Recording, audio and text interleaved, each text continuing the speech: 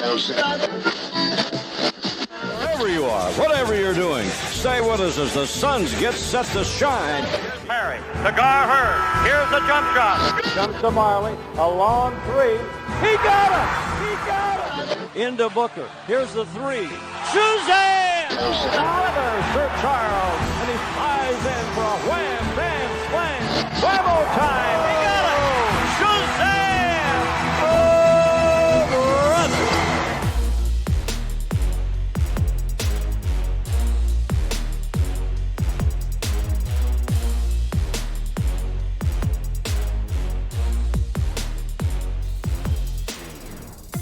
Welcome to 7 Seconds or Less, a podcast about the NBA and the Phoenix Suns. My name is Max McCauley, and I am joined, as always, by my co-host. His name is David Nash. David, we're back after a little bit of a break during the doldrums of the offseason. How have you been over the past couple weeks? I've been pretty good, Max. It was good to have a little break, not going to lie, but it's also great to be back with you. And I'm looking forward to the mailbag. We always have plenty of fun with these ones, and as always, the listeners have thrown a ton of questions at us. Yeah, they really have. And yeah, me too. Like, I would like to do one of these every single week. That would be ideal. There's just not a lot to talk about right now, David. There's not a whole lot going on. Exactly, which we'll probably get into very quickly with the recap section that we like to do up top here. Yeah, and we do appreciate the listeners providing our content for us, because we actually do have an interesting episode for you guys here, and it's going to be a two-parter. We got so many questions, so excited about that. Today we're going to talk about Deandre Ayton, the coaching of the Phoenix Suns, and also general NBA stuff. So that's what we're going to focus on today. Also a couple of stupid questions at the end, because some of our friends on Twitter like to ask us stupid stuff, David. They sure do. And yeah, it's good to throw some general NBA stuff in there too, because we do like to touch on that and probably get a little bit of feedback from that from the listeners, because I think both you and I would like to throw more general NBA stuff throughout the season on the pod. So we always get good feedback, but the listeners can let us know if they want us to throw that in. But I'll go to the recap here, Max, if you're ready for it. Yep, let's do it. Yeah, not a lot of news, as we said, to go over at this time of the year. So the Suns did announce this week, though, their medical team, Max. And I had a little chuckle at this because very little discussion took place when the Suns put the presser out about their medical team. And, you know, in conjunction with the big outrage that there was when Aaron Nelson left, I thought that it was funny to say the least that everyone wanted to discuss Aaron Nelson leaving, but then no one really gave a shit that the Suns have announced their full medical team. But to run over it, Brady Howe looks to be the new boss in town. He comes from the Atlanta Hawks and Utah's G League affiliate, I believe, and he's joined by David Crew, who comes from Memphis, and Daniel Bove is one of the holdovers from the Suns staff last year, I believe. But Max, the World Cup was run and won while we took our break. I'll go over it a little bit more in Did You Know, which is a bit of a giveaway for you and the listeners. But Spain won over Argentina. Rubio was one of two Suns in the tournament and also won the MVP, which I'm sure most of the listeners saw and got excited about. And the other Sun was, of course, my guy Aaron Baines, with Australia coming fourth after losing to France in that third playoff game. So Spain, Argentina, Australia and France round out the top four, with the USA finishing a lowly seventh, Max. Yeah, it was not a good performance by the Donovan Mitchell-led Team USA, was it? It was not at all. But to finish, we're only a month away, believe it or not, for that first game against the Sacramento Kings to start the regular season. So a few key dates between now and then. Media Day got announced as September 30, Max. Then they head off to training camp as per usual in Flagstaff, October 1 to 4. There's an open practice back in Phoenix on October 6, which maybe some of the listeners will get along to. I sure won't.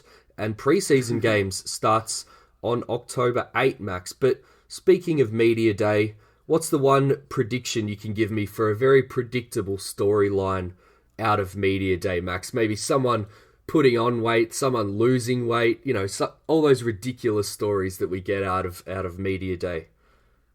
I hope this one ends up being true, but whether or not it's true, there's a 100% chance we're going to get Deandre Ayton's a totally different guy this year. Yeah, he's come back with a completely different mentality, ready to dominate the NBA. Hope it's true, but it's definitely going to be a story.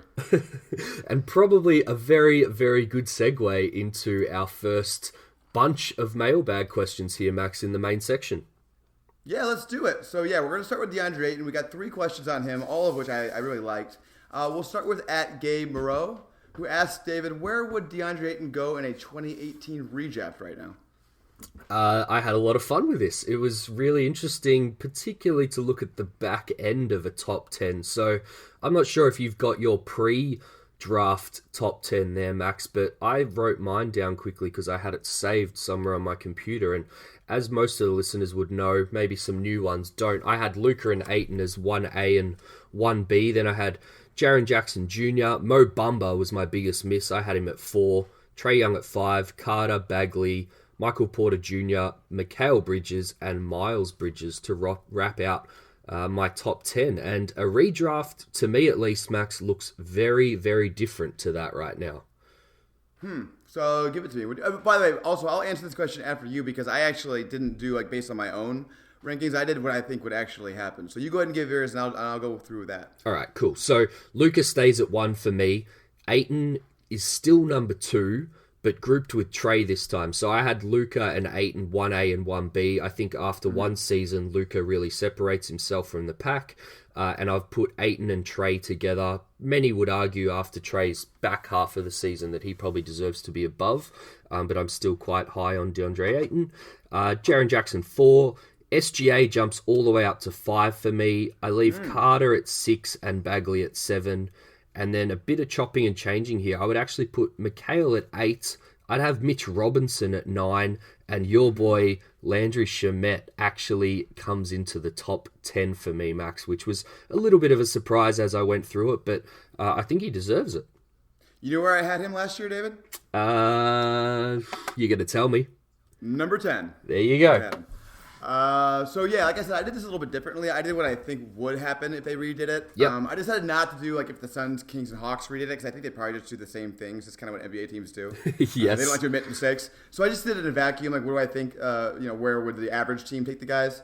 I said Luka would go 1. I think he pretty clearly, has established himself as the best guy in this class. At least right now. It could change. Trae, I think, would probably go number 2 just because he's a primary initiator. I think those, NBA teams value those guys more. Yeah. And I do think Ayton would go 3. I think that teams would. He showed enough for teams to be willing to gamble on him figuring out the defense. Because after you get past Luka and Trae, it's kind of a gamble regardless. JJJ, you need him to get a little better offensively, lead him to cut the fouling out. Mm-hmm. Bagley's sort of a high risk, high reward guy. So I think Ayton would probably go 3 if it was all done again. But I think it's a really interesting question. Let's go ahead and move into the next one. This is from @JoshuaPasco11.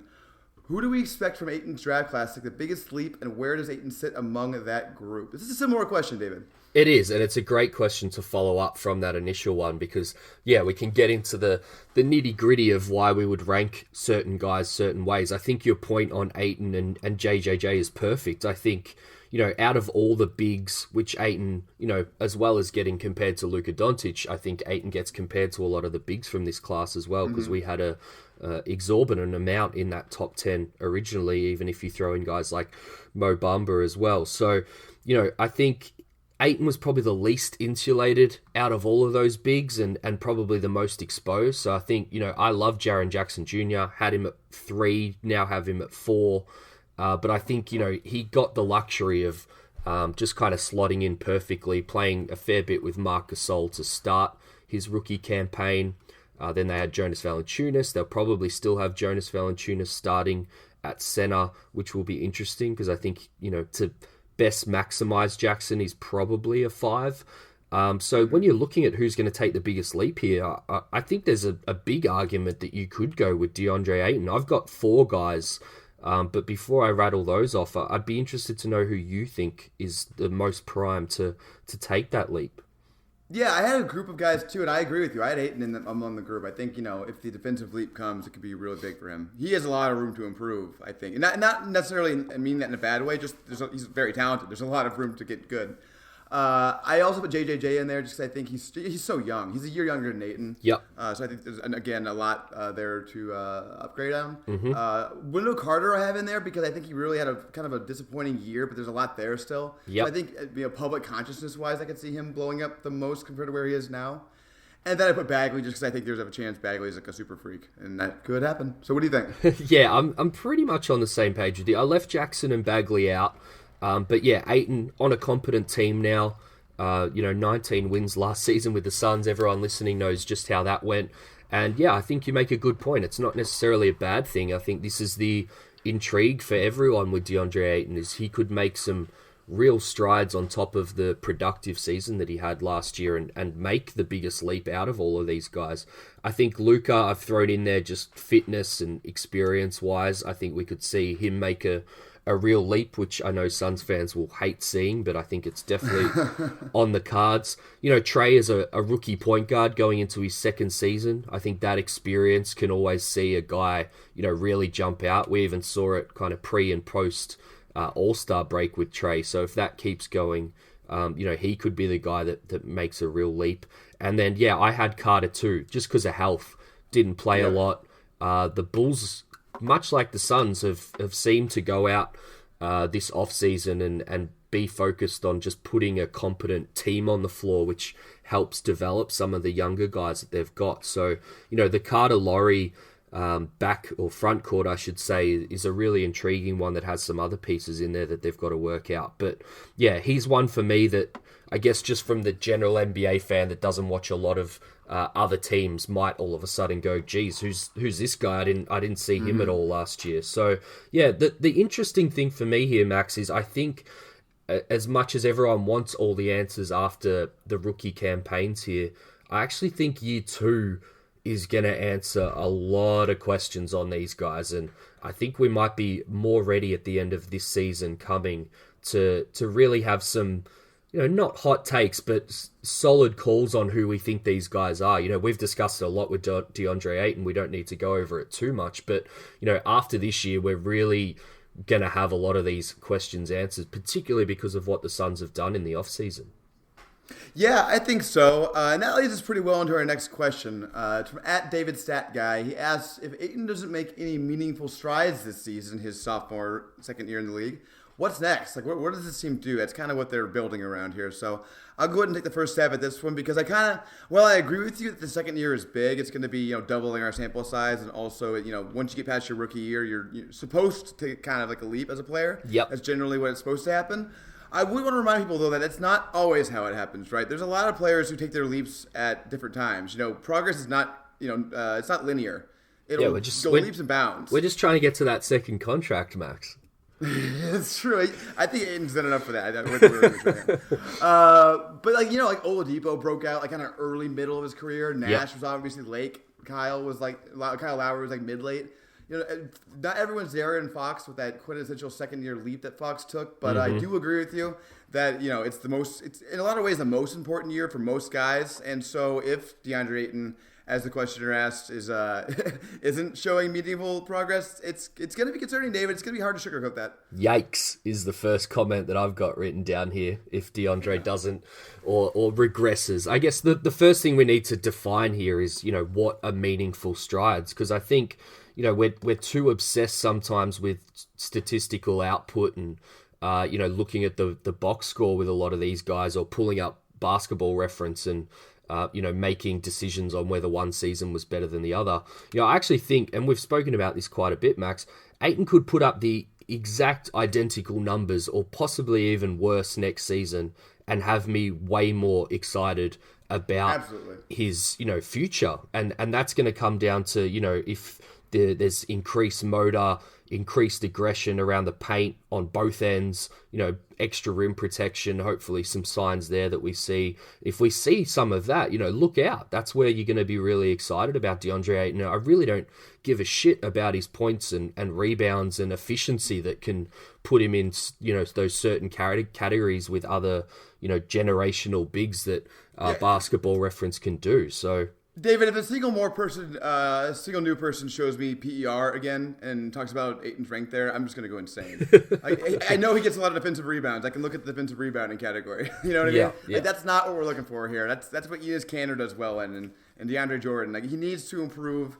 And some of those stats we talked about the other week with Gerald, some of those rim protection stats, he doesn't need to be the world's best rim protector, but he needs to not be the world's worst. Yep, I could care less if he goes from 16-10 to say, 20-12 if all the other things that we spoke about with Gerald are still happening, because, I got probably trashed a little bit on Twitter for this comment, but 16-10 isn't that important to me, and it's actually not that impressive. It's pretty easy to replace in today's NBA with some smaller guys, particularly the point production. So, if he's not doing those other things, that's where it becomes a bit of a disaster for me. And I think that's where we look, the reason I love the question is that's where we look back on the 2019 offseason as being a real disaster. Like, you and I, despite our love for Culver, Clark, other moves that the Suns could have made, I think we've been largely positive because we at least get what the plan is here for the Suns, and they've gone out and executed it. But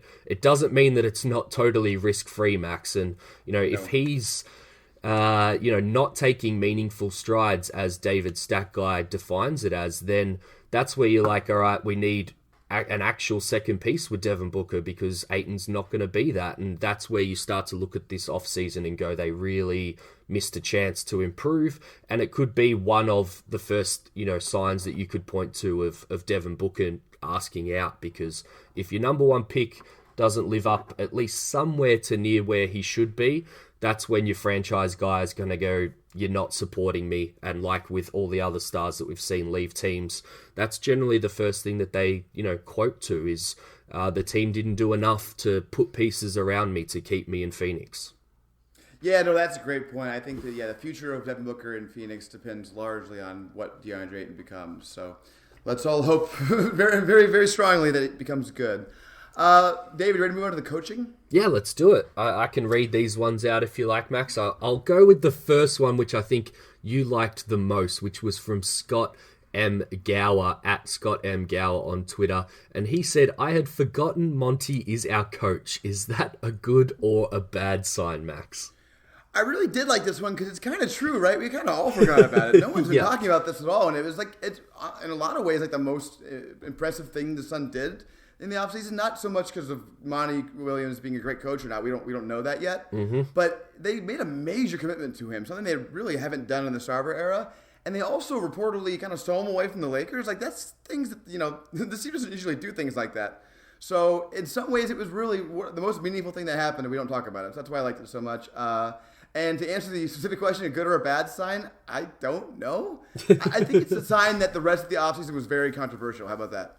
Yeah, I think it's a sign of that. I think it's also, nice to appear to have a little bit of stability and less drama, at least when it comes to inside the walls at the Phoenix Suns. We obviously are still having to put up with a lot of the commentary from outside on transactions that they make and stuff. A lot of it is justified as well, so I'm not going to complain about that too much. But, I don't think we're in a position where we're going to see, the GM fired 8 days before the season starts like it was last year. Or, as you said, with that giant commitment, we're probably not going to have to worry too much about rumors about Monty staying with the team, at least for a few years as well. So that's kind of what I took from the question. Maybe it's the calm before the storm here, Max, but, it's quite remarkable that we got Monty, to be honest. And, we'll have that team together for a while with James Jones, and results are still going to matter into the future, but that's what I took from the question. And I'm excited. I've had plenty of time to get over the firing of Igor, and plenty of people have told me to get over it as well. So I'm ready for the Monty Williams era. And as we'll get to with these next couple of questions, we're not too sure what to expect, which will be really interesting to start the season here with Monty Williams and the Suns. So I'll throw to the second question, which is from Hizzy_19 on Twitter. Big fan of his. He's always throwing us questions, which I love. And he said, what type of basic offensive and defensive scheme will the Suns use to take full advantage of the talent on the team? What are your thoughts on that, Max? It's a good question. It's a hard question to answer without really knowing much about what Monty Williams is very going to do. Very hard. So I can say what I think they should be doing mostly, and some of this comes from listening to Dunked On, which I know Boo hits, everybody hates them. They had Michael Schwartz on though, and he was great on there. He was. And they were just talking about how if Ayton continues to excel as a finisher, and now they have Rubio and Booker on the team, both pretty good in the pick and roll. Like that really should be their bread and butter, right? Pick and roll offense. Yeah. That should be what they're doing. It should be, it should be everything that they're doing. All the action should be coming off that. It could be a little bit predictable, but when that's your biggest strength, I think that's what they should be doing, Max. Yep, and defense, I think, is just be switching a lot. Make it as simple as possible on these players. None of them really know how to play defense. Mikal does. Rubio does to an extent. But, I would just make it as easy on these guys as possible to be able to be okay if they just are consistent.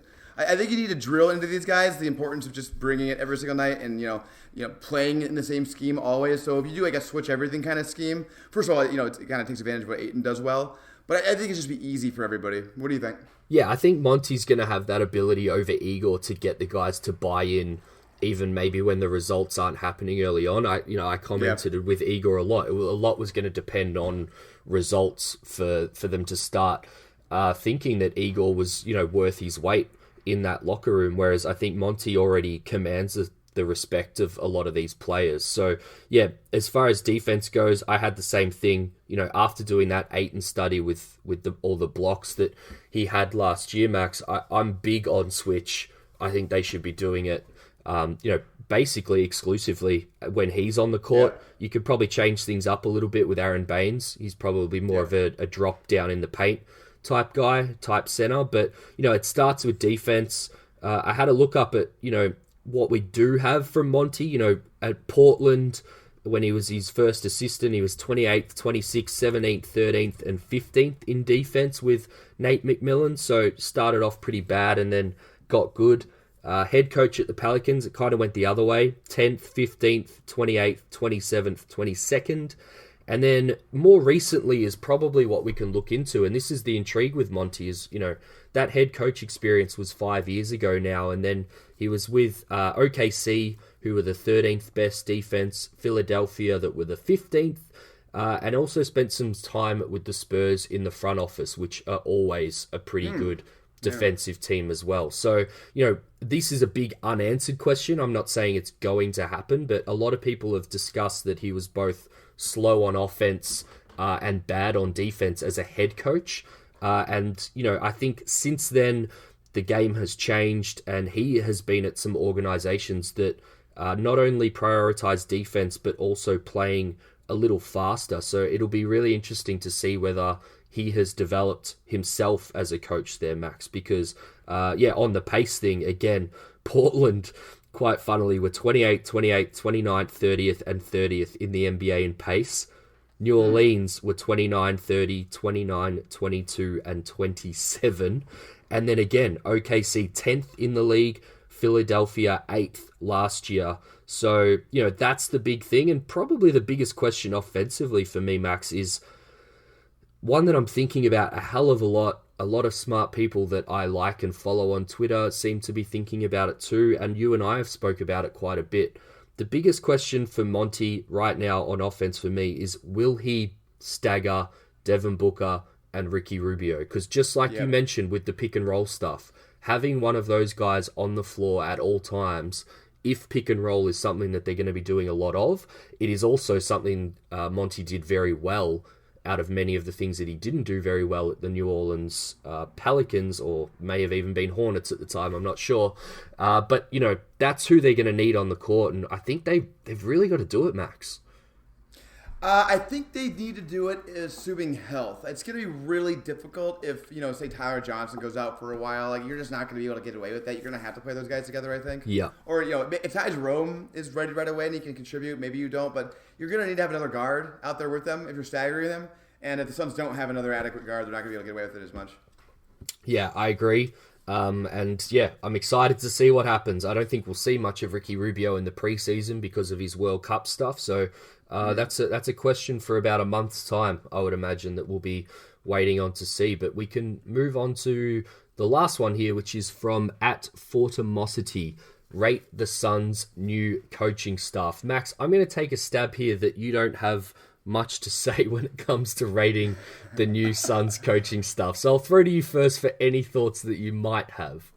Sure, I do have thoughts. I like the Monty thing. That's cool. And the only other thought that I have is I like getting into the Gonzaga big man development guy. I thought that was a smart thing to do. Ricardo Foy. Ricardo Foy. I wish they would have taken the big man he developed, but I'll be satisfied with just taking him. He is very well liked around the basketball world. So I'm excited to see what he can do with Deandre Ayton. What do you think? How many times did we try and read the tea leaves with hirings and trades and it just ended up with disappointment for us. I remember, they got the Gonzaga big man, they worked Brandon Clark out. It was all, it was all lined up to happen. What the fuck happened, Max? I'm not doing things like that anymore. Every single time we do something like that, we try to read tea leaves. We're just awfully wrong. So exactly. Sorry, not worth doing it anymore. Yeah, but I read over the press release after they announced the full coaching staff, just to kind of get an idea for a lot of these guys, and also I guess where they are in the pecking order, and there was a few surprises from that respect for me. So Willie Green was listed up top and also coached the Summer League team. So I think we can say that he's essentially the head assistant and a bit of an apprentice here as a 37-year-old, I'm going to say, to Monty Williams. So Monty and him, the great thing about all these is, and probably the big point that I want to make out of this is, Monty Williams was able to pick his entire staff, and that's no surprise, is probably one of the reasons they actually got the coup in getting him to come across. I'm not sure that was also the case for Igor, unfortunately, but Monty and Willie were together in New Orleans when Monty was the head coach. Willie was still there as a player. And of course, Willie comes across from Golden State. So when we're talking about pace and defense and things, and Monty maybe not having that in his past, at least his head assistant here is probably going to, have a lot of experience there. Darko Rajokovic, and I've probably absolutely butchered that, and someone will tell me that I have. He's kind of Igor light here. He's known as an offensive guy, running sets. I think one of Monty's big negatives that I've seen around the traps from his time in New Orleans is he wasn't good at kind of after timeout plays and stuff. So that might be Darko's role here. And they were together in OKC, as was Mark Bryant, who I'm calling the Ayton doctor. I don't think we had a great big man coach last year. So again, he's from OKC. Plenty of time with Steven Adams, plenty of time with Monty Williams when he was at OKC as well. So that's where that one comes from. Randy Ayers is 63 years old, I believe, off the top of my head. So he's the big experienced member and maybe a bit of a right-hand man here for Monty Williams to lean on. They were also together at his time in New Orleans. And then to round it out, two guys from his Portland days. Larry Greer is a bit of a scout. And Steve Blake is probably the guy that the listeners and us are most familiar with as a former player. And I think he's probably going to be more on the development side. And I love what you mentioned there with Ricardo Foy as well, because I think that's worth noting. I think they've really invested in that side of the business as well. And he's known as a bit of a big man whisperer. So hopefully, when it comes to rim protection and things, that's where we see his value with DeAndre Ayton. Ben Strong came across from Philadelphia. I guess Williams stole him coming over from the Sixers. And also a new video coordinator, Ryan Fraser from Milwaukee, Max. So we don't know a lot about these guys. Hopefully they stick around a lot more than the last regime and we get to learn a little bit about them going forward, Max. Man, you just spent 5 minutes talking about something where I didn't know any of the people's names. Seriously, as a kind of a meta point on this, the reason why I don't follow assistant coaches very closely is because it's kind of impossible to know if they're doing good or bad jobs. They don't know what they're doing, really. So it's really hard for me to get into it. I hope he did a good job hiring these guys. Like I said, like Ricardo, but yeah, other than that, not a whole lot of thoughts on it. I'll go ahead and move on to general NBA if you're ready, David. Let's do it.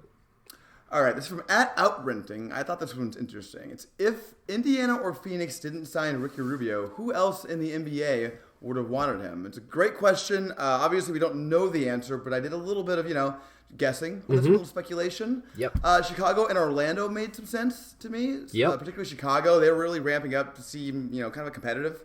We'll get to our previews at some point, but I think they're going to be actually kind of good this season. Dallas, I thought, was interesting. They didn't seem to care about shooting when they got, what's the head? The guy, DeLon Wright? Yep. So, yeah, that would maybe make some sense for them. But my guess, ultimately, I don't think he would have had a similar situation to Phoenix. Sort of a rebuilding-ish team on the rise, big contract. I think it would have been more of a one-year prove-it deal with a contender. And I actually landed on the Lakers. I think he may have gone to the Lakers had he not gotten a big deal from one of these bad teams. Yeah, I very much agree. We've probably got our first question, which we do quite a lot here, where we haven't spoken about it, but have pretty much got the same thoughts. We did our exercise, and he, graded out to be around a top 15 to top 20 point guard in the NBA. I think Outrenting actually ended his question by saying that he thought that Rubio might be out of the league, which I think is probably going a little bit too far there, Outrenting. But yeah, I'm similar to you. I think he would have ended up on a shorter deal, maybe a 1-year deal at inflated money. We saw New York throw a lot of those around, so that was another team I'd throw in there. Charlotte obviously went with Terry Rozier, but similar money. They might have gone to Ricky Rubio. I actually love Dallas the most, like you said, and I also had the Lakers there as well. So not much more to add on that. I think you covered it off pretty nicely there, Max. Out of the league? It wasn't that bad last season. He didn't have a good year, but it wasn't that bad. World Cup MVP. World Cup MVP, Max. It's a rejuvenation tour for Ricky Rubio next season. Can't wait. At Cody Hunt 11, Cody Hunt. Rank these title contenders. He asked us to rank Golden State, the Los Angeles Clippers, Philadelphia, Milwaukee, Houston, the Lakers, and Denver. So I'll go ahead and start. I see a few tiers here, actually. Yeah, and that's that was his order too, I believe. So shout out to Cody. He's all in on Golden State, it looks like, because that was his initial order of how he would rank them, Max. I do think they're underrated in this. So I don't have them in tier 1. My tier 1's the Clippers, Milwaukee, and Philadelphia. Yep. And I haven't ordered that yet. I'm still deciding. I really want to go for Milwaukee. Come on. Do it on the pod. Consistency. Do it on the pod. I'm going to do it on the pod. I just haven't thought about it up yet. That'll be my preseason prediction at some point. But I think it'll be Milwaukee, so I'll go ahead and give you that hint. Tier 2, the Lakers, Golden State, and Houston. Mm-hmm. I have. Again, not really in order. I might put Golden State number 1 on that, actually, if I'm gonna pick it now. And then I don't think Denver's on really the legitimate title contender tier, to be honest with you. I think they're definitely a Western Conference Finals contender. They almost made it there this year. Yep. But unless Jamal Murray takes a huge leap, they don't have the closer. Obviously Jokic is awesome. He's not the closer that you kind of need in these kind of series. Yep. I actually have Utah above them and Boston in the same tier, I think. So that's kind of how I see it. David, how do you see it? Yeah, I was going to throw at you, like, I hadn't thought about this. It was a question without notice. Like, who else can we throw in there? And Utah had slipped my mind. I think they're definitely a good one that we could throw into the mix as a potential one to break up this top 7, it looks like, from Cody. But yeah, Clippers are clear number 1 for me. It's still absurd that, that really competitive, fiery team from last year's playoff run and, took Golden State to a couple of games, stole off them, which was really interesting. And then they go and add Kawhi Leonard and Paul George. So they're the clear number 1 for me, even though there's some chemistry stuff to work out, and that'll be really interesting to watch. And the health stuff's a little dicey as well. Yes, yeah. But I think even with a bit of their depth, they might be able to cover some short-term stuff there too. So yeah, for sure. Philly and Milwaukee, I had 2 and 3, so very similar to you. And that's kind of just by virtue of the fact that I think they're clearly the best 2 teams in the East, and one team from the East has to make the final. So, an East team is going to have a pretty clear shot, just like last year with Toronto at being up there. So that's why I ranked them there. I got Houston 4th. I think they'll be good, as much as there's been commentary around Russell Westbrook. I think, if anything, he's probably an upgrade on Chris Paul last year. And, they were pretty good still last year. Lots of continuity there. So that'll be interesting to see. LA and Denver, I've got in a little mini bracket of just not trusting them. Probably very similar to you with Denver on your thoughts there. But LA health and roster-wise, some things could potentially go pretty wrong there. I will say if they can kind of keep that main core together and healthy and ready to go come playoff times with an okay seeding, then people are not going to want to play LeBron and Davis in the first round, that's for sure. So we'll see with that. And then Golden State is just the toughest one to judge here for me, and just injuries. I think it's going to be too hard for them during the regular season to get a good seeding to do any damage in the playoffs. But we'll see. They could be a really like LA, another dangerous one that, maybe finishes 7th or 8th, and one of these top teams have to play them in a first round, and I would not want to be one of those teams, Max. No, me neither. That would not be good. I do want to briefly touch on Houston. I don't know if I said this in the podcast yet or not. I said it on Twitter. I think they're going to be the best team in the regular season by far. I think they're going to have a lot of, plus over 60 wins, just because, man, they're going to stagger James Harden and Russell Westbrook. How do you, no bad team is ever going to beat them. I was going to say, we're talking about staggering Booker and Rubio and that being crucial to our season, and then you can just go and stagger James Harden and Russell Westbrook and play just full balls at you for 48 minutes. Like, imagine being in the second unit and having to come up against Russell Westbrook. That's just not fair. Sorry, Tyler Johnson. I don't think we're going to win very many games against that team, I'll say that. All right, next. This one's kind of fun. So, at Sean42AZ, he wants our anti-All-NBA team. So, meaning who we think are the worst starters in the league at every position. First of all, before I get into it, I think it's fun that the Suns don't have one of them. Yes. That's nice. It's a nice upgrade because Isaiah Cannon probably would have been the point guard last year. So this year, here's what I got, David. Let's go one for one. Let's go one for one. I was just going to suggest that. Yeah, that's more fun. Right. I have DJ Augustin as my point guard, David. Ooh, a bit of shade at my guy DJ. I think I drafted him in our fantasy league, so I'm hoping he's a little better than the worst point guard. I have Colin Sexton with honourable mentions to Terry Rozier, Ja Morant, and that's no shade at him, just rookie point guards. And Dennis Smith, I think, is an underrated one. I think he's fallen off a cliff.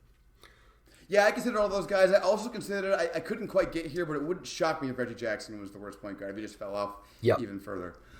Shooting guard, David, if this is actually who's starting for the Cleveland Cavaliers, I feel like Brandon Knight is a shoo-in. Well, funnily enough, I cheated and went whoever starts at shooting guard for the Cleveland Cavaliers. Because the list is Brandon Knight, as you said. They might go Darius Garland with Colin Sexton, which would be hilarious. Jordan Clarkson, Matthew Dellavedova, and Kevin Porter Jr. That's your options if you're the Cleveland Cavaliers for starting shooting guard. So whoever it is probably going to be the worst starter in the league, Max. How could you say that about your guy, Matthew Dellavedova? It's Delly. I was rough on him in Australian colours, so that says all you need to know about how I feel about Delly at the moment. Got it. All right, so small forward. This is an interesting one because he plays on a very good team. I had Glenn Robinson III. Ooh, I am going to tell him myself here. Who the hell is Glenn Robinson III playing for now? He plays for the Golden State Warriors. He does too, yeah. It's either going to be him or McKinney, Alfonso McKinney starting at the 3. And either way, I think you can make an argument that that's the worst small forward in the league starting. That is rough. I found Tony Snell on Detroit, who was slotted in at small forward. And shout out to Joe Johnson, because if you look at the depth chart, unless they do something pretty funky with their starting lineup, there's an argument that Joe Johnson might be the best small forward on the Detroit Pistons, Max. I can't believe he got an NBA contract. Like I understand that ISO Joe was able to dominate like an old man's league, just ISOing every single time. I just love the thought that there was scouts going to Big 3 to watch guys. Like, that is just ridiculous. I hope they were drinking at least or something. That just sounds awful. All right, power forward. This one hurt me a little bit because I like this guy. I had Miles Bridges, who was listed as the starting power forward for Charlotte, with Mike Muscala in parentheses, say if Miles improves a lot. Yep, this one hurt me too because I like this guy, the only DeAndre Ayton poster that I can think of from last year. Davis Bertans is slotted in at starting power forward for the Washington Wizards, who I just got an extra note here, sad face, because just going up and down that entire starting 5 and roster around Bradley Beal is yikes. Yeah, it's not good, David. All right, my center, and I don't know if it says actually starting at center for Cleveland or not, but he was listed on the website I was on. It's Tristan Thompson, David, who's fallen off a cliff a bit. He was my second place, purely because, I had a similar doubt of whether he would actually be there or not. Another one that hurt me, poor white guy, Cody Zeller, I think is the worst starting center. And again, Charlotte, like Washington, there's some really bad positions when you look at the depth chart there at the moment. Yeah, that there are. Yeah, Cody Zeller has had moments, but man, he's never been able to put anything together consistently. So yeah, he might be like the best backup center in the league, which I guess qualifies you to possibly be the worst starter in the league, Max. Yeah, that is a good point. David, I think that's it for the general NBA stuff. You want to go to Did You Know? Let's do it. Now, Max, I know you didn't really pay much attention to the FIBA World Cup, but did you know 3 former or current Suns were all in the all-tournament starting 5? I'll make you a deal here, Max. If you can tell me who they are, I won't give you another test for the rest of the segment. Oh, man. That's very nice of you. For the listeners who don't know, I'm watching Kyler Murray right now, so it's tough for me to answer questions and watch Kyler Murray. But obviously Rubio, Yep. Scola. Yep. Oh, man. This guy, I'll give you an extra clue. He didn't play for the Phoenix Suns, ever. He didn't play, but he was so he was briefly on the team? Oh, shoot. I should know this. I don't know, David. Let me out of misery. Third one was Bogdan Bogdanovic. Yeah. Who, along with Marc Gasol and Evan Fournier, round out what they call the All-Star 5 of the FIBA World Cup. Shouts to Patty Mills, who should have been in that starting 5. But of course, all of those guys are NBA players, with the 39-year-old Scola the only one currently not in the NBA. All in all, 53 current NBA players competed in the 2019 World Cup, representing 17 of the 32 nations in China. That's 41 NBA players from outside of America once you subtract the full 12-man roster for the USA. And on top of that, many ex-players competed as well, some of which were for the 15 countries who didn't have a current NBA player. Now, despite not getting that first question right, Max, I won't test you here, as there's some seriously obscure names, but headlining the ex-NBA players from nations who did not have any current NBA players were Luis Scola, as we said, who wound the clock back for the second place Argentina. Shout out to Jeff Allen, who threw the question out at us when we asked for the mailbag. Is Luis Scola the greatest Sun of all time after his World Cup performance? Andre Blatch competed for the Philippines, who many Australians listening were probably happy to see finish last of all 32 nations after our little fight with them probably a year or so ago. And Yi Yanlin from the host country, China. There were also more known names like Rudy Fernandez from Spain, Anderson Varejão, Brazil, Nando De Colo from France, and Andrew Bogut from my country, Australia, who left the NBA but played for teams with many other current NBA players also on their country's roster. But to bring a Suns flavour to the segment, Max, as I always like to do, not a test, just a random question here. How many players do you think link back to the Phoenix Suns from the tournament? And I'll give you a clue. Think of the name of our podcast. 7, David. In order of when they spent time with the Phoenix Suns, we first have Leandro Barbosa, the 36-year-old, played for Brazil, who finished 13th in the end, and the Blur put up 13.6 points for the tournament, just a tick over his 11.7 points average while with Phoenix in the NBA. Luis Scola, the 39-year-old who took Argentina to the second place, as we mentioned before. Scola put up 17.8 points, 8.1 boards, and 1.8 assists in 30 minutes, which is significantly better than the 12.8 and 6.6 he posted with the Suns in 2012-13. Hamed Haddadi, the 34-year-old big man playing for Iran, who finished 23rd in the tournament, and he put up 14.6 points, 10.8 boards, 4.4 assists, and 1.2 blocks, which goes without saying is a lot better than anything he did in Phoenix or in the entire NBA. Bogdan Bogdanovic, as I mentioned before, who never suited up for the Suns, unfortunately, and looked prime for a big year in the NBA after 22.9 points on 55% shooting for the 5th-placed Serbia. Quick question thrown in here from Josh Pascoe on Bogdan, Max. Do you think he would be on this Suns team if they didn't trade him before he came over to the NBA? And I guess with all our development issues, would he be this player that he is now, or would the Suns have ruined Bogdan too, Max? I hate to be negative, but it kind of feels like they would have found a way to screw it up, right? I feel a little bit different because his game was kind of already developed before he came over to the NBA. So I think he might have been more in that Devin Booker bracket of knowing his game and being able to supersede the Suns' very, very poor development, but maybe not quite the player that he is. But Georgios Papagiannis is another guy that never actually played for the Suns, but he wore a Phoenix cap on draft night and played a bit part role for the 11th placed Greeks. My man Aaron Baines for the 4th placed Aussie team. Baines had 11.4 points per game and shot out of his mind with splits of 58.5 from 2, 52.4 from 3, and 90.9 from the free throw line. And last but certainly not least, Ricky Rubio, the tournament MVP and champion, who led Spain with 16.4 points and 6 assists for the tournament. Now, Max, 2006 was the last time the USA lost major men's basketball tournament after losing the 2004 Olympics also, and then, of course, went on to redeem themselves in 2008 against a Spanish team that had a 17-year-old Ricky Rubio on it. Joe Johnson was a member of that team with Phoenix Suns ties on a roster that included LeBron James, Carmelo Anthony, Chris Bosh, Dwight Howard, Chris Paul, and Dwayne Wade, all around the 22 to 24-year-old mark on that team. Perhaps a bit of a sign that raw young talent can only get you so far in all forms of basketball. So I thought we'd end with the current Suns roster and where they all were back in 2006 when the USA last lost against the rest of the world. The Suns franchise was still led by Steve Nash and Mike D'Antoni, about to embark on a 61-win regular season in the 7 seconds or less era Suns, and the back end of our last ever playoff streak.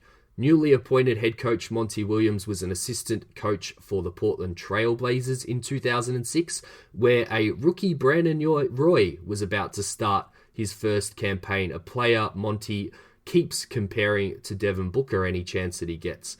General manager James Jones was in the middle of his first stint in Phoenix as a member of that 7 seconds or less team as a sharpshooting small forward. New point guard Ricky Rubio was just 16 years of age and becoming the youngest ever to play in the EuroLeague at that time.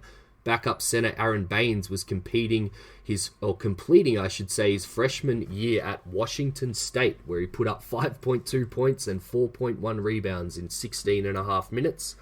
As for the rest of the roster, Max, they were all in their formative years of even playing basketball and below. Tyler Johnson would have been 14 starting high school at St. Francis in Fresno, California, where he failed to make the varsity team, apparently. Frank Kaminsky and Dario Saric would have been the only other teenagers from our roster, with Oubre, Carter, and Owens the only other current Suns above just 10 years of age. From there, Suns rookie Cam Johnson leads a pack of 9 other current Suns under the age of 10. Johnson, Booker, Bridges, and Diallo would have all been 10 in 2006. Kramer, Jerome, Harper, and Okobo 9. And Deandre Ayton, as the baby of the group, was 8 years old to round out the rest of the roster. A final fun fact to end, Max, Ayton wouldn't have even picked up a basketball for another 4 years when in 2010, the noted soccer and tuba player was scouted as a 6'5", 12-year-old Max, who might be decent with a ball in his hands and not at his feet. And that's it for this week, Max. I think the plan now is to have a bit more fun with some of the quick-hitting questions that we got from listeners for the mailbag. Yeah, let's do it. And I appreciate you that extended and very interesting, did you know, allowed me to watch Kyler Murray dominate, go down the field, score touchdowns. So thank you for that. Yes, Kyler. Go, Kyler. At Geneseros asks, outside of winning a championship, what does Devin Booker need to achieve to be considered the greatest Suns player of all time? I thought this was a really good one, David. I actually think it's more possible than a lot of people might think. Mm-hmm. I think if he just stays healthy and on the Phoenix Suns for his entire career, it's kind of likely that he gets there. He's going to put up a lot of stats if he stays healthy. Say he plays till he's 36 and always in the Suns. He will lead the Suns in like every stat, basically. He could end up top 10 all time in scoring. It's not likely, but it's possible. If he does things that are like this, like, leads the Suns in scoring by a significant margin, gets up the all-time leaderboard, I think he can get there even without winning a championship. I could get, as long as they're not horrible, if they're a perennial playoff team, not even necessarily a very good one, but, like a Portland or like an early decade Memphis, I think that would be enough. What do you think? Yeah, I'm going to use this question to push my Booker as the number one Suns scorer before 2025 theory here, Max. So the next 5 years is Booker's first extension with the Suns. So as you said, if they can keep him for just that time, let alone the rest of his career, he's currently on 5,820 points. The record is Walter Davis, some just under 10,000 points above that at 9,846. So 1,970 points per season for the next 5 years. And for context, in his second year, he had 1,726, where he played 78 games. And last year, where he only played 64 games, he had 1,700. So he's got to, lift that scoring average up a little bit. But if he plays 70 games a year over the next 5 and averages around 28 points per game max, he might actually be the Suns' leading scorer before this contract is even over. And that gets him in the conversation as the best Sun of all time, even without a championship. And hopefully on the back of that, as you said, they're at least a perennial playoff team, which would help his cause, Max. Yeah, it's kind of interesting. They've never really had like a big time scorer for a long time. They've had brief stretches where Stoudemire was out there, Barkley, but they never had anybody who was like 30 points a game or flirting with it for seasons on end. Yeah, exactly. We're not used to seeing that, so we don't know quite what to expect. But he's going to miss some time, obviously. But I think you put it out there more recently that he could be a 30-point per game scorer this year if everything goes right. So I'm going to be watching that scoring leaderboard start with the Suns, and then, as you said, he might even as his career goes on end up in all-time scoring records, which would definitely put him in the conversation as the best Sun of all time. All right, at Harding Cup, he is Evan Harding. He asks a fun question because it relates to the 7 seconds or less era, our namesake. What if the Sean Marion for Shaquille O'Neal trade never happened? I think this is a really fun one. A lot of Suns fans like to toss this one around. I think they probably make the Western Conference Finals that season. They were leading the West in wins. I think the entire league in wins at the time the trade was made. Yep. I don't think they win it, though. I think they lose to either Boston or the Lakers. They may make the finals. And then I think Sean Marion probably ends up leaving somehow anyway. People tend to overlook that he wasn't happy. That's part of the motivation behind the trade, I think. So I think it's eventually something was going to have to happen. So I don't know if it's as monumental of a thing as sometimes Suns fans like to view it, but I do think we would have been much better that particular season. What do you think? Yeah, I think that was the best chance when I looked at it. It's a bit of a depressing question as far as much as it's a great question. I loved looking at it. I kind of looked at Marion and kind of, he won that championship in Dallas as a pretty key cog of that team in 10-11 at age 32, and he was traded at age 29. So if we look at those kind of 4 years as the window that the Suns essentially missed out on, you've got 07-08, as you said, when Boston won, Phoenix lost in the first round, had Shaq. We missed the playoffs the next year when we had Shaq.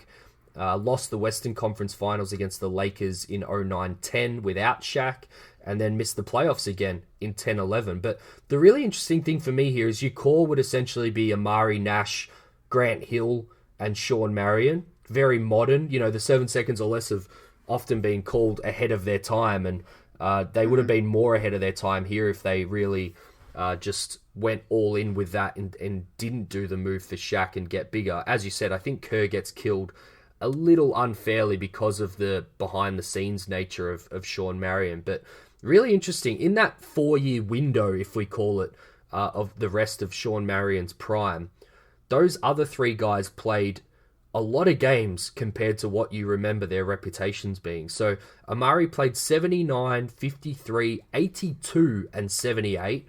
Grant Hill played 70, 82, 81, and 80. And Nash... That's nuts. That one right there, can we stop there for a second? Unbelievable. That was so nuts. Yeah. And then Nash, who was pretty durable, at least in his time in Phoenix before things fell away, played 81, 74, 81, and 75. So that 4-year window, those guys were healthy, as much as we always talk about the years that Amari was out or Hill being unreliable. So yeah, that's the sliding doors moment, is they could have had that core 4 guys all healthy for 4 years, where Boston, I think LA twice, and then Marion with Dallas in that last year with the winners. And, you look particularly at those double LA teams, that 4 core would have matched up really well with them because they were kind of playing power at the 5, I think they had Andrew Bynum for a little bit of that time, maybe off the top of my head. And then Lamar Odom as well, I think. So, it would have been a fun, modern style of basketball back in the mid-2000s, Max. Yeah, absolutely. That was interesting. You did a lot of research for these questions, David. I love that question. It was depressing, but I loved it. All right, at Son of Oz 1, the top 4 things that need to be true for the Suns to be in playoff contention. I interpret this as being next year. Here's my order. Number 1, don't be surprising. Ayton takes a leap. Mm-hmm. It's the most important thing. Number 2, stay relatively healthy. I think this roster, it's a lot better. It still has some, not a lot of margin for error. So we need key guys like Rubio and Tyler Johnson, et cetera, to not miss extended time. Number 3, I have Booker takes the leap. Lower than those two, just because I think Booker's already good enough to be on a playoff contending team. But him taking a leap obviously would just make it that much easier. And then number 4, I have someone else taking a leap, probably Mikal or Oubre to sort of be Booker or Ayton, third guy. What do you think? Yeah, I'm pretty similar to you. So rather than to run over that one again, I'll throw to Brad Williams' question, Big Bird 1182, who said, what would you rather out of Booker being healthy all season, Cam and Ty proving the right picks, or Ayton taking that second-year leap and proving he was the right pick over Luka? If I'm allowed to remove that last Luka line, I'm definitely going with DeAndre Ayton, because much off the back of what you just mentioned, I think his second-year leap, as much as I'd love a healthy Booker and Cam and Ty contributing right away, I think as far as the future goes, him taking that leap this year will kind of give this team a real serious look for the future. So, I think the things to watch out for are, maybe 2+ blocks a game, over 3 assists a game, 5 free throw attempts a game, as we've mentioned on previous pods, and then a 3-point shot that's, looking around 33% at least to start as Ayton starts shooting it. How would you rank those 4 things, Max, out of blocks, free throws, assists, and the 3-point shot? What's the most important to the least important for Ayton next year? Blocks is number 1. Yep. You had free throw attempts was 1, right? That's Yes. number 2. Yep. Maybe 3-point. You said steals. Wait, sorry, was steals the last one? No, assists. Yeah. I'd put assists third then. But that was tough though, between assists and 3-point shooting. Yeah, I think they're the things we want to see opened up in DeAndre's game, but only after he really shows that the more important things are kind of honed in on and solidified in his game, Max. Yep.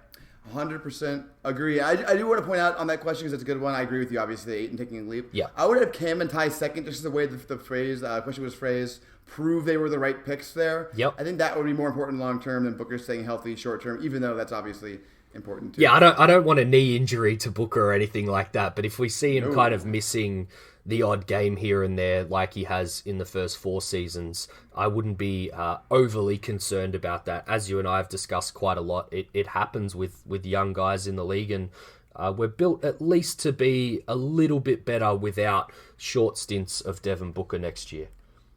All right, at Gabe Moreau again. This is chances of all-star appearance for Devin Booker and DeAndre Ayton. We'll start with Booker. Jared Huggins also asked specifically about the stat line team record Booker would need to be an all-star. So I'll start with him, and then I'll let you do Booker, and then we can both do Ayton. I like Booker's chances a lot. I know the West is tough, but he's already there in terms of the numbers he's putting up. It just really matters with the team getting a little bit better. Yep. I don't think they need to be 500. I think they can be below 500. They just can't be an embarrassment. They can't be the 15th seed by like 8 games like they were around the All-Star break last year. Yeah. And I think if he maybe just improves slightly statistically and they stay, somewhat within the range of 500, I think it'll be easier than people maybe think, despite the depth of the West, for Booker to make it, just because Booker's numbers are kind of that ridiculous.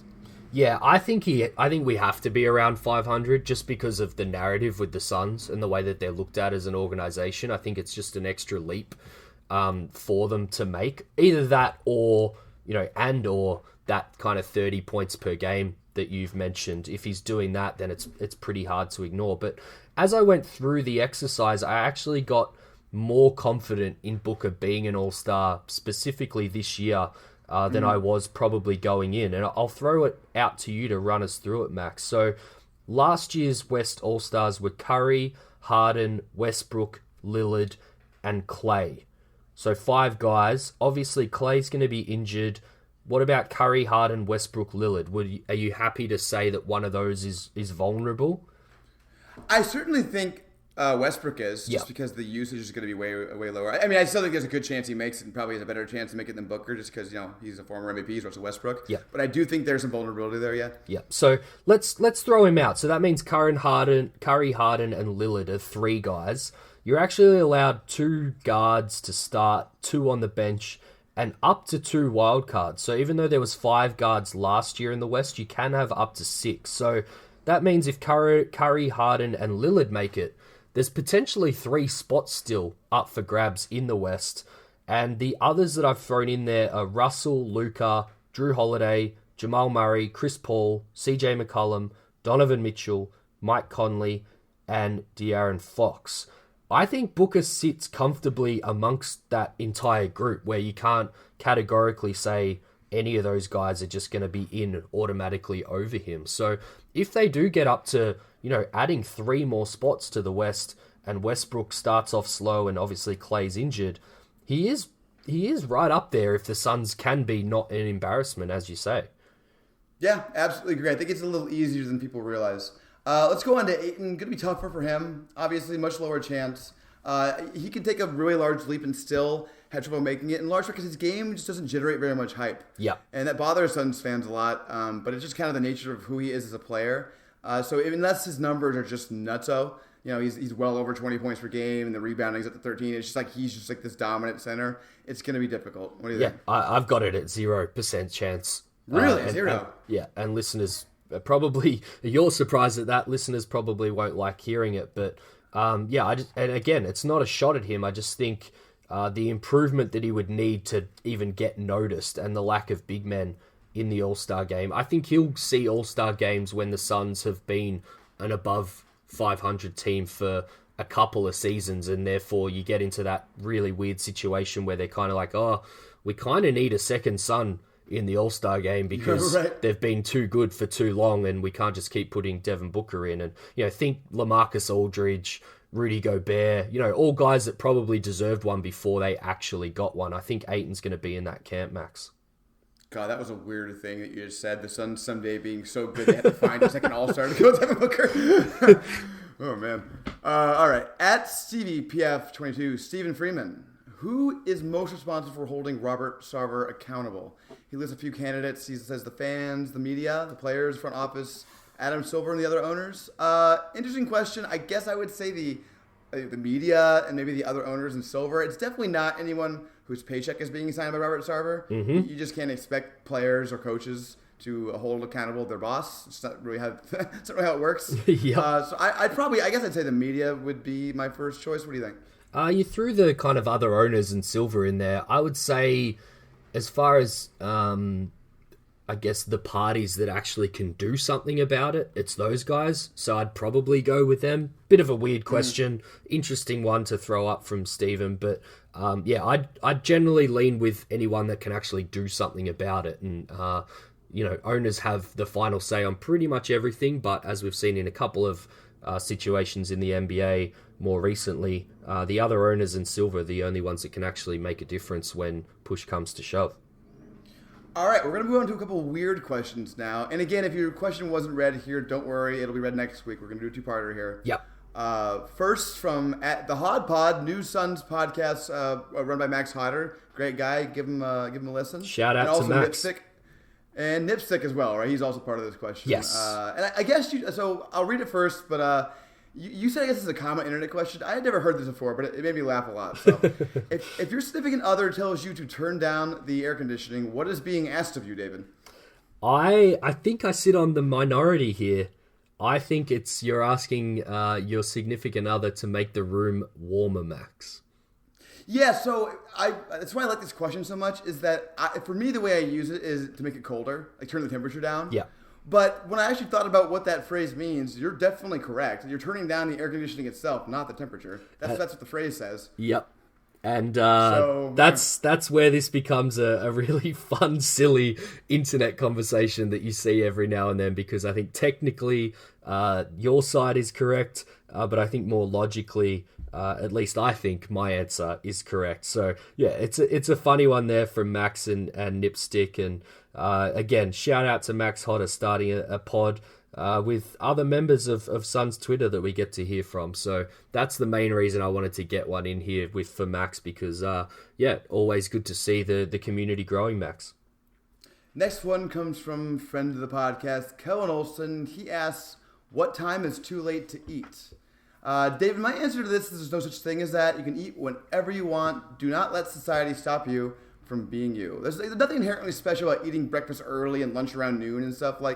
Who cares what you eat? Our ancestors didn't eat in 3 meals, so whatever you want to do. That's how I feel about it. Yeah, I think Callan was looking for some kind of permission to eat at midnight if he wants to. And Callan, if you're listening, you've got all the permission in the world from the 7 Seconds or Less podcast to eat whenever the hell you want.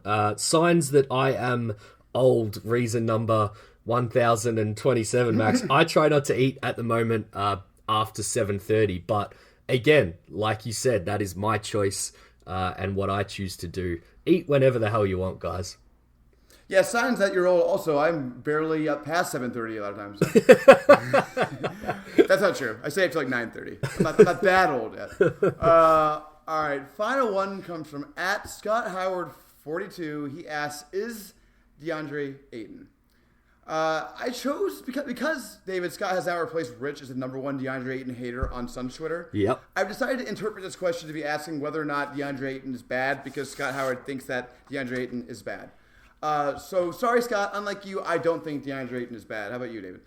I do not think DeAndre Ayton is bad. I said as much to Scott when he posted this question on our Twitter page. Just for anyone who didn't hear Max or follow the question on Twitter when it happened. Yes, the question from Scott, in typical Scott fashion, was, is DeAndre Ayton? That doesn't make sense at all.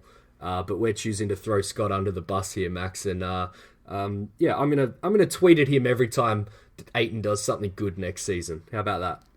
That'll be fun. Yeah, every single time he literally has any kind of good game, just yell at Scott. Everybody listening, please do that. That's it for us. So please, as always, rate, review, and subscribe. We really appreciate it. You can follow me at MaxMCC11. You can follow David at the 4 Point Play. David, anything else? Yeah, just thanks to everyone for the questions. As you mentioned before, if yours wasn't read out, we do plan on doing another of these next week before things start to really ramp up with training camp and media days and stuff. So feel free to tweet some more at us or any thoughts that you had while you're listening to this, especially if they're Rubio or wing related or general NBA related. We probably need a couple more of those, which we like to do, plus some more fun quick hitters, as weird as you want to get, as you've seen in this episode. We're happy to read out the weird ones too.